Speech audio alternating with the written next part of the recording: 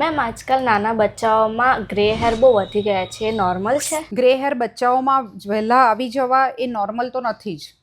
એ હોઈ શકે યા તો એ લોકોને મેડિકલ કોઈ પ્રોબ્લેમ હોય, યા હોઈ શકે જીનેટિકલ કોઈ પ્રોબ્લેમ હોય, યા વિટામિન્સ ઓછા હોય તો પણ એ વસ્તુ થઈ શકે છે. 3-4 હેર આવા નોર્મલ છે?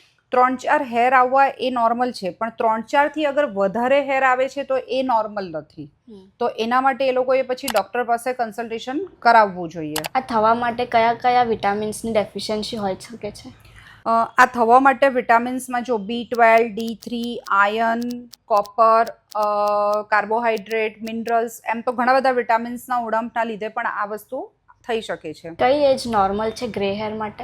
ગ્રે હેર માટે આમ તો જો કિડ્સમાં અર્લિયર 5 યર્સથી દેખાવા માંડે ગ્રે હેર તો એ નોર્મલ નથી, પણ એડલ્ટમાં આફ્ટર 30 ગ્રે હેર્સ દેખાય ધીસ ઇઝ નોર્મલ, અને 40 પછી તો ગ્રે હેર્સ આવવા જ માંડે છે, તો એ નોર્મલ છે.